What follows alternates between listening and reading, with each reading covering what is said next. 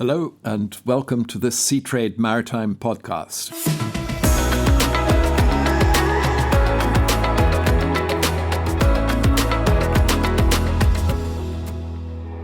I'm Chris Hayman, Chairman of Seatrade, and in this Learning from Leaders episode, I've been talking to V.Group CEO René Kofod-Olsen. René is, of course, a leading figure in the marine services and ship management world with almost 3 decades in global shipping behind him. After many years with the AP Moller-Maersk Group, he comes to V.Group with a 7-year position as CEO of Topaz Energy and Marine behind him, which culminated last year in its $1.1 billion sale to DP World. In our conversation, we covered a wide range of subjects, of course, the impact of the pandemic across the different industry sectors, including offshore marine and cruise and many others. And we also talked about its particular significance for crew welfare issues. We talked also about some of the structural changes that have already taken place and are likely to develop in years to come for the industry: corporatisation, consolidation, and the move towards a fully integrated logistics system. And in all of that changing structural world, he talked about the role of the third-party ship manager and how it may develop in the future. I started by asking René to comment on the impact which this uniquely challenging operating environment from 2020 has had on the industry. I think 2020 has provided a unique set of challenges for the industry. And I think you need to turn to the early 20th century to see disruption probably on the same scale. People and companies have had to adapt extremely rapidly while governments sought to find sort of the right pathway between lockdowns and reasonableness in individual discipline, from children to elders and everything in between. So for the global shipping industry and sort of the related infrastructures such as port, logistics, air transport, all of us have really been one of the key factors of stability. And if you think about it, in the key supply chains, and impressively so. I should spare the listeners for any personal political opinions, but merely state that stability and an ability to forecast tomorrow probably could be an opportune wish here so close to Christmas. You're asking about sort of the main trades, and they all have different opportunities, and therefore also they will have a different set of challenges. And I probably will be too cumbersome to debate them all here in detail, but I think common for all, and we discussed that just before we went online, would be the road to zero carbon future, wherein fuel engines design, importantly, disrupted trade lanes and countries finding other sourcing patterns is probably going to be with us for a long, long time. We remain far from calling the end of fossil fuels. I know we will discuss that later, but I think the transformation is gaining very robust traction, and better technologies will come at hand. The willingness for the old and the new to learn from each other and coexist. I think this time has proven that sort of permeating people and industries, we all need to find ways of maybe coexisting differently and be innovative around it. If we look at individual sectors for a moment, René, container shipping quite clearly is experiencing boom times. I was in the port of Felixstowe last week and saw with my own eyes the build-up of traffic responding to future circumstances, the build-up for Christmas, the final push towards Brexit and people restocking for that. So the container business generally seems to be in pretty good shape at the moment. But I'd like to ask you to comment on 2 strands of the industry, which I know you know very well. First of all, offshore marine. Your experience is very extensive in the sector. Tell us what you see as the future for the offshore marine sector. The Stone Age didn't finish because we ran out of stones necessarily, and the Oil Age now will not finish because we will run out of oil. So I think businesses and therefore people, countries will figure out how to best move in I would like to say a balanced sort of environment where fossil fuels will play a role, where renewables will of course be on a fast track because we all need that. I'll come back to that maybe later in our conversation, Chris. But I think Offshore Marine has sort of for a while stood in front of a transformational task where the short cycles became shorter, the financial ecosystem asked more questions about the sustainability of the business models, and the very boom and bust situation with a lot of assets being enrolled in spot trading is not recipes for a sustainable future strategy. And I believe that the smart businesses have transformed and moved into closer relationship with their clients, with the partners of the trade, and work more towards a wholesome business value proposition for the oil and gas industry, while having a foot of curiosity or direct business line into the renewable side of life. And I think those have been the smart companies. The other side of the coin are the companies that are not willing to adapt, are not willing to accept that we are moving into a different future where demand on all of us is different. So I think in the offshore sector, we'll have to deliver more for our clients. That doesn't mean that we should do it for less. I think there is a vast amount of value creation that can happen, but we need to do it differently. And we probably need to encumber more tasks for the energy customers, I would like to say, not only fossil. I do believe that it is way too early to call an end to the fossil industry, and we need that as a bedrock for our global economy, but there has to be a good mix. And I think the oil companies know that and are working with strategies, and I think the good service companies know that, and they should be working with the right strategies. Looking at the price of oil this morning, I saw it had reached $47. What do you see as the price level that will galvanize offshore exploration, E&P investment on a large scale, that will bring the offshore marine industry back? It's a very good question, Chris. I think it is less the oil price that we need to have a strong stability on. It is more the time from oil and gas to market. I think those supply lines, that's the important part here, and that we can get quickly to market. You can produce it relatively modestly in terms of cost. I think those are the important elements here. The oil price will shift, up and down. I think 47 is a very strong level for most offshore assets, but it's the sustainability of the oil fields that is important, because once you see the mega projects coming into the market that many of the offshore companies have benefited from in the past, those will be fewer and far between.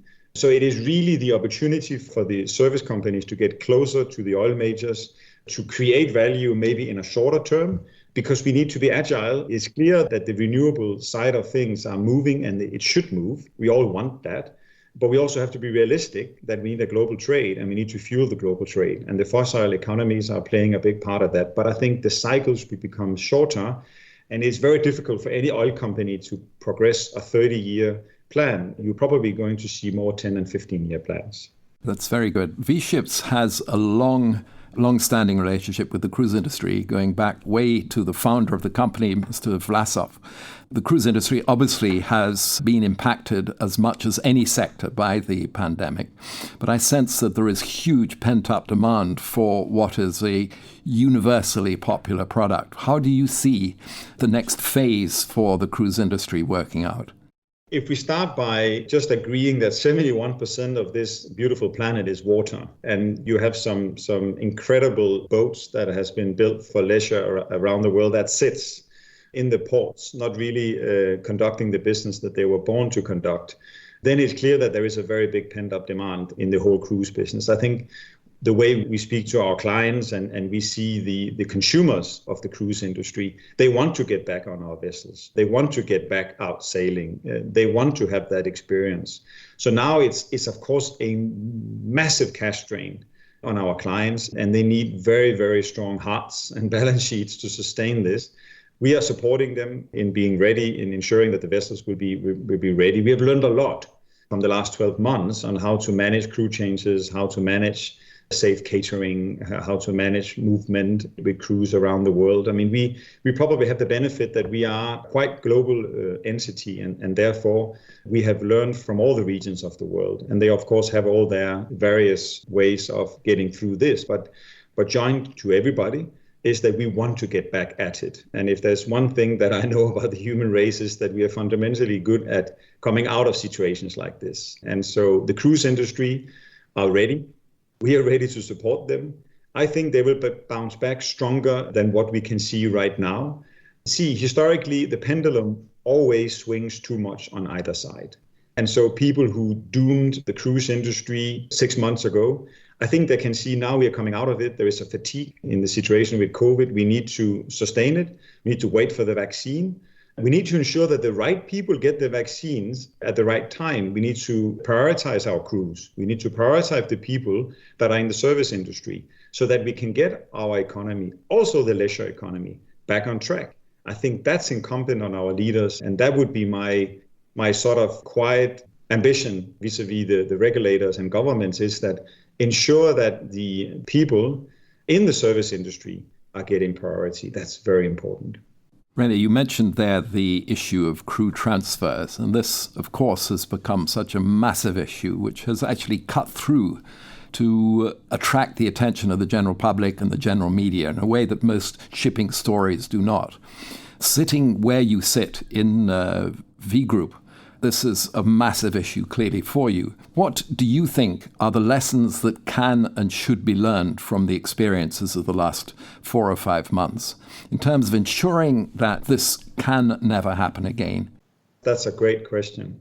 Nothing has been business as usual, as I mentioned earlier. And I believe that our company have shown resilience, and most companies have shown resilience and a very quick adaptation to the situation. I mean, in V.Group, we have been helped by our global footprint, as I mentioned just before, and we have like one platform that we conduct our business from and have actually embedded a lot of technologies already in the business, and that assists us in the transparency and how to track our crew and certainly the lack of ability to change out the crew.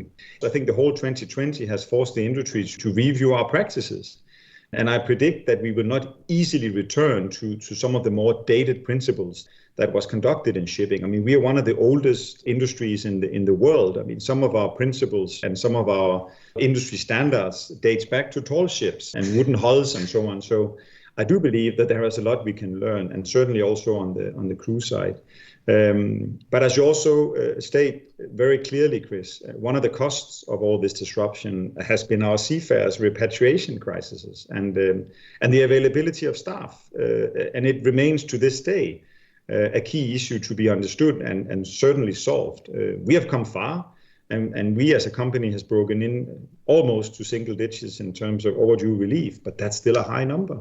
So if I had a hat on, as I'm sitting here in front of you, I would raise it in the highest respect for the stamina shown by all seafarers across all companies in shipping. And of course, also their colleagues ashore, but the seafarers have really been through a lot. Now, if you think about what can we do, I mean, there has been a lot of high-level requests to UN agencies and industry associations to classify seafarers as key workers. And I believe I mentioned that when you asked me about the cruise industry. I think this is critical now that we acknowledge that the workers that are sort of working on the 71% of our land mass here in the water mass, I should say, here in the world, are being actually labeled as critical workers. And if it has not been shown before, certainly it has been shown in 2020. So we need to fast track an ability to get our seafarers back to shore where they have been overdue and getting seafarers back out to work, because it is as tough for the seafarers sitting ashore,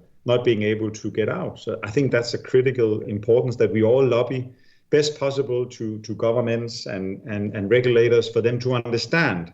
I'm not criticizing, but they need to understand. And from there on, they need to adapt laws and regulations to assist getting an international key worker status. I think that's crucial that we get that on the agenda of everybody.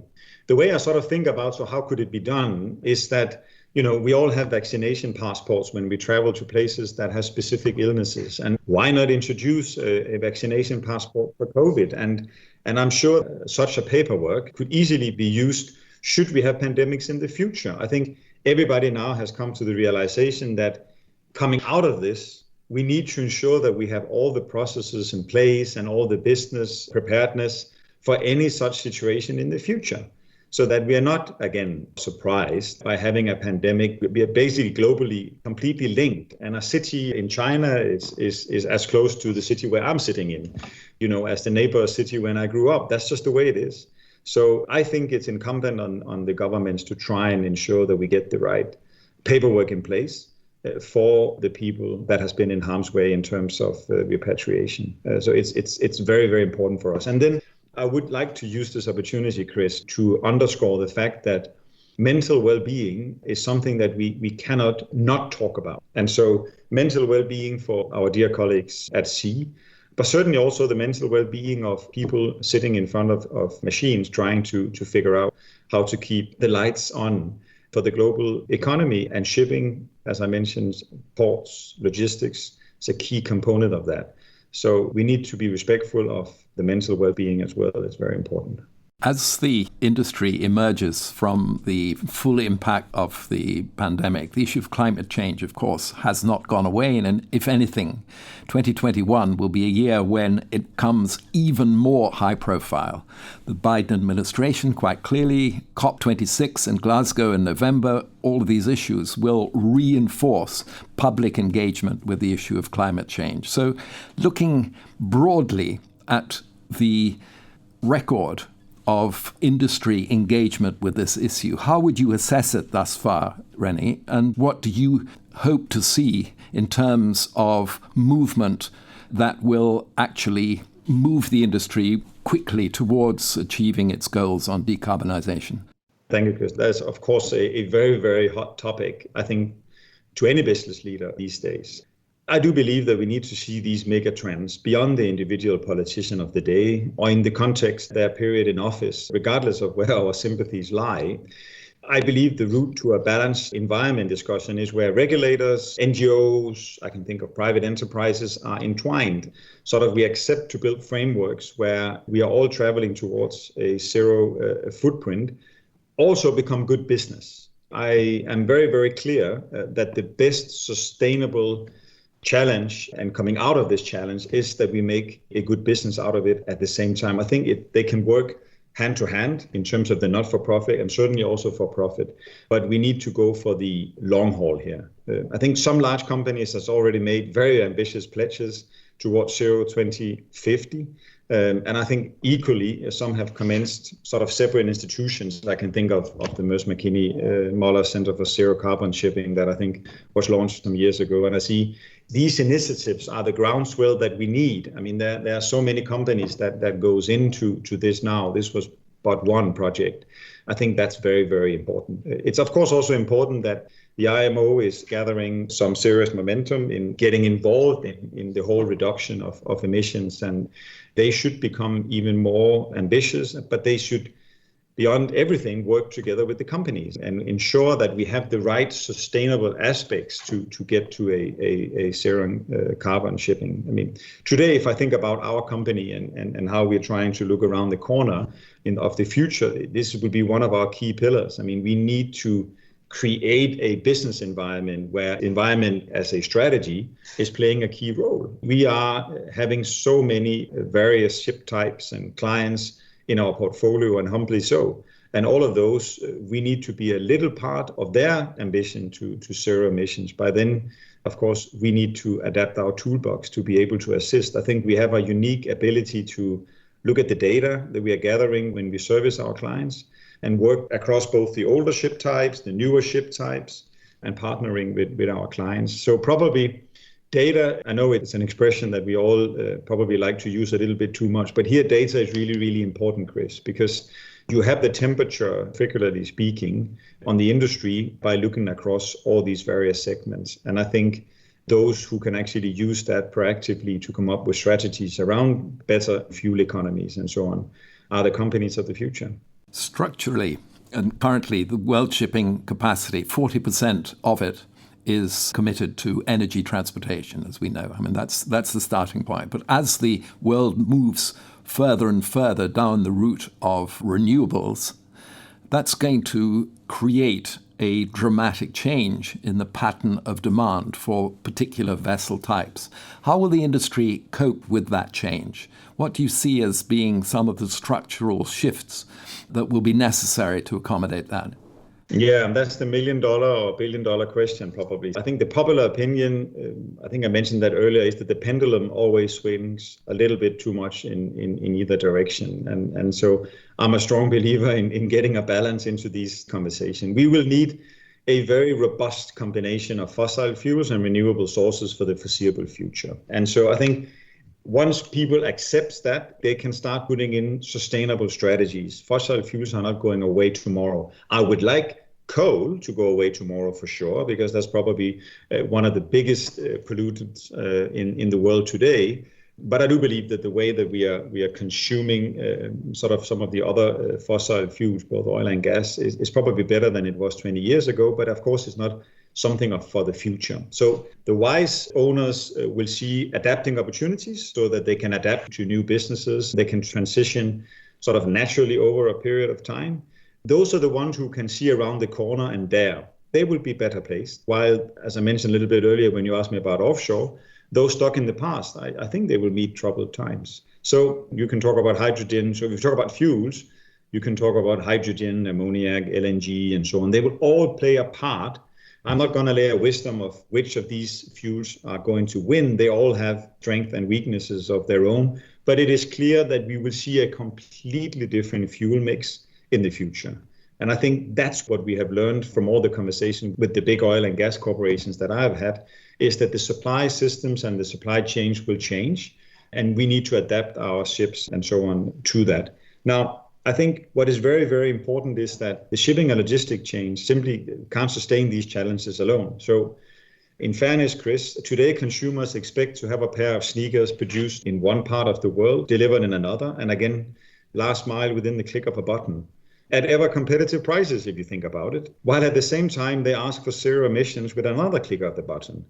So we need balance, and I actually opine that consumers need to be a much bigger part of the solution, and hence the cost of this solution. So, spreading over the same pair of sneakers is likely not going to change the pattern dramatically when you look at the cost, but some of that cost has to be spread over those infamous sneakers. I do think consumers has a big role to play here.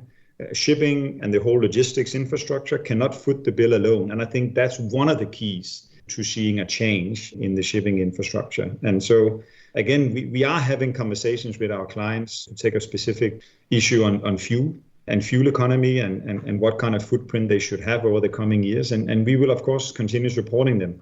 But I do believe in balance. I don't believe there is one fuel that necessarily will win right now. But I'm sure in the future we will find out. We probably need to invest a little bit across the board.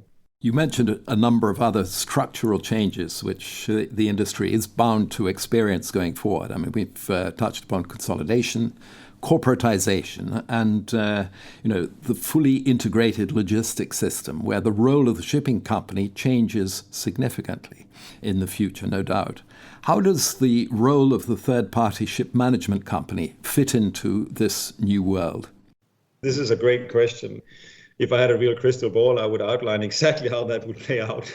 But in the absence, I will dare to give you a couple of opinions, Chris. I think if I look again back to the transformation, and I'll come to the third-party manager in a minute, sort of the transformation we performed in my former company, as you asked me before we went on here, was exactly towards an integrated platform with an ability to deliver more services up the value chain, because I fundamentally believe that we needed to do more with the clientele we had in our ecosystem. So today, you see the larger container and infrastructure companies driving the same agenda of total logistics. It was a logistics company that bought my former company, and you see many of the very big container shipping lines as well transforming themselves into more of a total service and value chain deliverable. And I think that's exactly where they should be.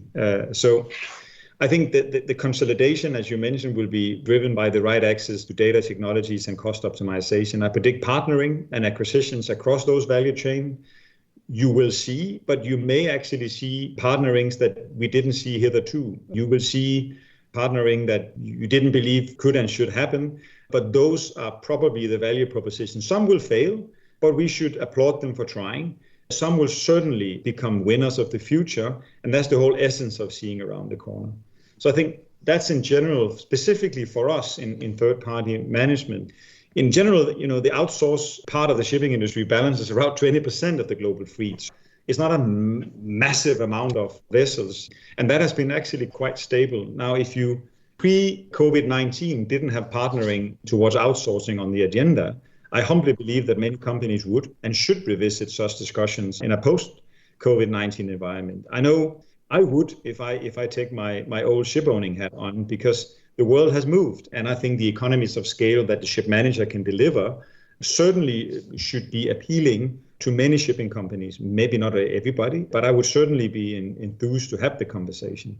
It's an industry that remains very fragmented. I'm getting, of course, to know it much better as I speak to people and clients and competitors very frequently now. And it is very fragmented, and it's focused on regional or sort of technical fleet specifics. So I think it should be a perfect partner for the total value chain, as we talked about earlier, where economies of scale of larger fleets can be achieved without necessarily jeopardizing those commercial strategies that the individual owners they actually have. So driving scale would certainly benefit owners, and it is something that we would be keen to take part of. And for sure, having that scale and seafarers under fewer umbrellas would also assist not only the repatriation, as we spoke about earlier, but the whole route to zero emission. I mean, think about it, Chris. If you can harvest all those data across bigger fleets and optimize where necessary, I actually think that the ship manager can play a much bigger role, and probably we should play a much bigger role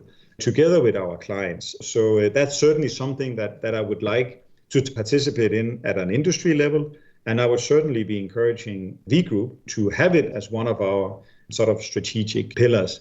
So I don't think consolidation can, of course, deliver on some of these objectives up there, but I think it's not necessarily the only tool in the box.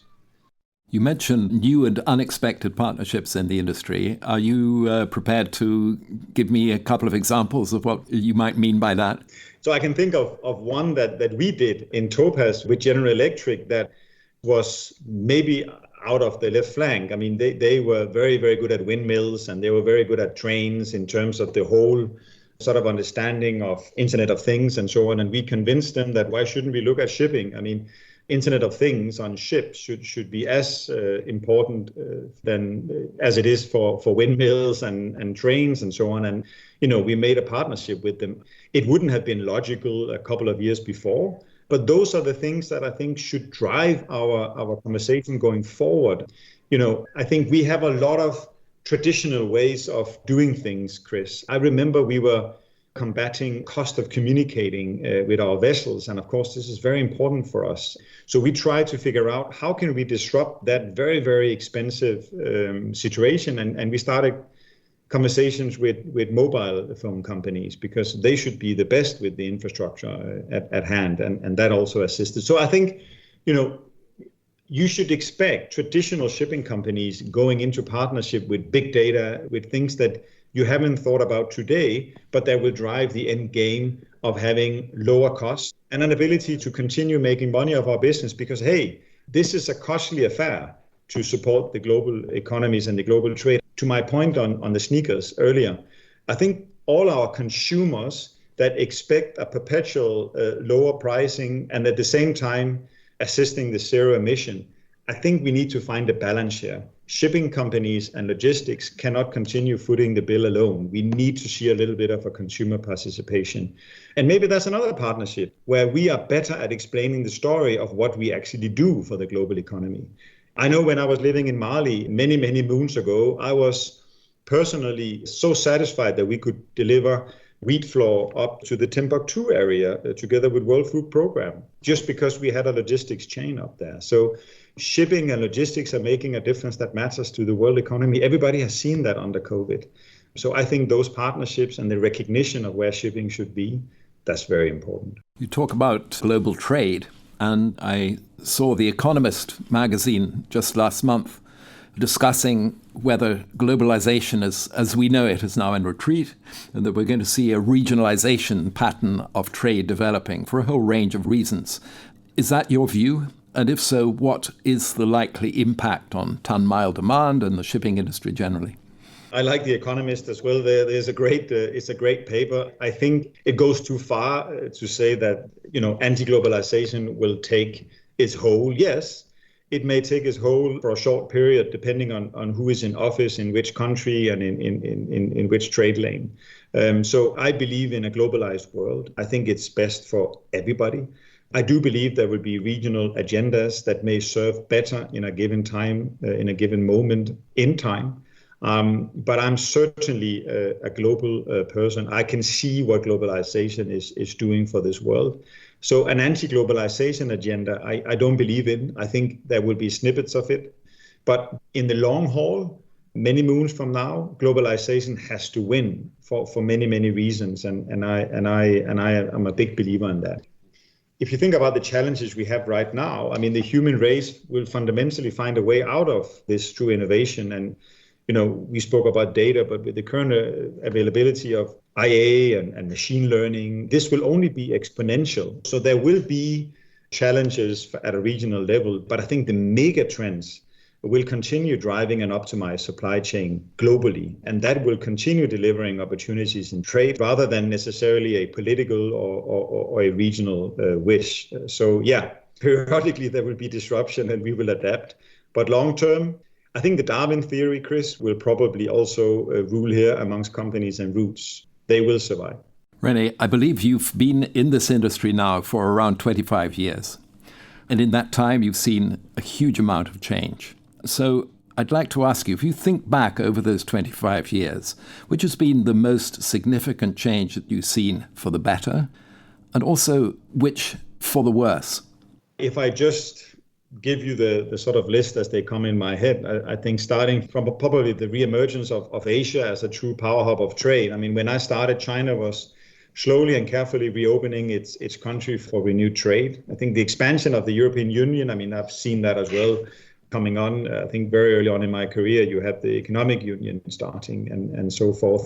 Then probably Africa as really a global hub of commodities, but also where a lot of that trade went back to Africa itself, and it didn't just remain on old hands. Then maybe some of the less so fortunate things. I think there's been a surge in piracy at some regional hotspots, and some of it is under control. Some of it, unfortunately, continues. The IT bubble that burst and sort of the global financial crisis some years later and global terrorism, of course, what that has done. I remember sitting at IMB when 2001 happened. I think we all remember where we sat there. So those are some of the things that maybe not been the most positive thing. But I think, probably one of the greatest things that are happening right now is the route to zero emissions and rewilding the planet. I mean, it's likely the two most prominent challenges. And I think shipping actually plays a huge role in certainly the zero emissions. But I'm sure as we all look around us, we need to ensure that we look after this fantastic place that we are all living and give it onto our children and children's children. And I think that's probably the two, I would end with, those are the two biggest challenges facing us right now, the zero emissions and rewilding of the planet. And certainly that's something that I'm happy to be part of in my next 25 years. That was going to be my next question, René, which is quite simply this. If you had your time over again, you were starting out, would you recommend to yourself a career in shipping, knowing what you know? Yes, I would do it all again. The young people are generally more informed and with faster access to data than we were at that time when I started at any point of time in the history, which also may be overwhelming, by the way. You can have too much information as well. As I mentioned just before, we have a chance to impact one of the greatest challenges, which is really the environmental crisis and the route to emission and rewilding. And I think if you can play a part in that by being part of the shipping industry, which is really the bedrock, if you think about it, of global economy, those are change makers. And, you can actually participate in making a difference that matters. I know some of the things that I've participated in. I'm proud to explain my kids the impact that is having, from building electrical powered vessels and thinking about how we can better manage fuels and so on. I certainly am very happy in explaining that to my kids and being part of shipping. So I would do it all over again. It must be fantastic for any seafarer actually to stand on the bow of the ship and look at new horizons coming up, even though it's very smart new vessels and not like in the old days. But yeah, certainly. This is an industry full of powerful, visionary individuals. And you know the names as well as I do of the prominent people who've played a role in the industry over 25 years. If you were to pick out just one of them, who you regard as an exemplar for the industry going forward, who would it be? You will say afterwards, oh, René, you put that on the 11-meter spot, and that was ideal for you to say. But I will actually say the late Mr. Moller from AP Moller-Maersk. And, he was one of the pioneers together at that time with his partner, Per Jørgens, in reinvesting in China, in India, and by and large across Africa, where few others actually dared. Maybe not everybody knows, but he was a big supporter of global trade and seafarers generally. I mean, it was very, very important for the company to look after our seafarers. The company built a whole village for pensioned seafarers in Denmark and a lot of training facilities, top notch, which was really for both the well-being and education of seafarers. And maybe also little is known about how much he focused on data. I don't know whether you're aware, Chris, but actually up through the 80s, we had in AP Moller, we had a company called Maersk Data, and Mr. Moller was one of the first foreign people sitting on IBM. That's relevant today when you think about it. So if you really think about pioneers and how we use data in Maersk, where I grew up and had my 18 years, I think certainly he is a pioneer in many of the things he did. And why I'm mentioning him is that he had an ability to look around corners. And I think it's incumbent on us leaders to be able to look around corners and sometimes dare. Do we always get it right? Absolutely not. But certainly he got, and the company and the people that collaborated with him got a lot right. And on that, including having a sustainable fleet. I mean, there was a lot of money going into innovating better ways of building, safer way of running, and more efficient way of fueling our ships in AP Moller. So he would certainly be the one I would pick out. And in terms of leadership, what are the qualities for the leaders of the industry in the next decade or 2 decades that you think are the most important? That's another good question. So I will start with where I ended, is that the ability to look around corners and having the wherewithal of doing it, and by the way, being allowed to do it by your board. That's also very important for a leader, that they have the support in doing this. Many years ago, I was discussing what are the qualities of a good leader with another shipping CEO that I hold dear, Jesper Lock, when we worked together in Switzerland. And we came up with 3 sort of, what should you actually have as sort of ingredients to be a leader? And we came up with the 3 of situational awareness, a very, very solid judgment, and then robust empathy. I mean, if you have those 3 in equal doses, you can't live with not one of them not being there. I think those are the 3 elements of being a very, very good leader. And as we know, all of us in shipping, things will go wrong, but you should be measured on your ability to manage it wisely and with a good dose of situational awareness, judgment, and empathy. So those would probably be the acronyms, and certainly I will continue to use that in my life with V.Group, which I'm looking much forward to all the hours I have ahead of me with all those great colleagues and everybody that we touch in the shipping industry, Chris, including yourself.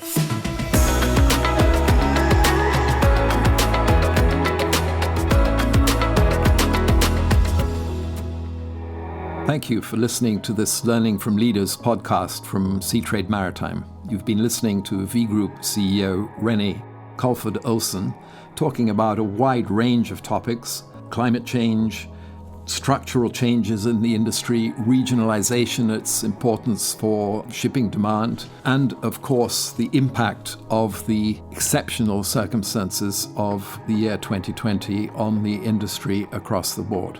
Don't forget, if you like this podcast, you can listen to more in the Learning from Leaders series online, as well as a whole host of additional on-demand podcasts, webinars, and white papers at seatrade-maritime.com. We hope you've enjoyed listening, and we'll see you soon.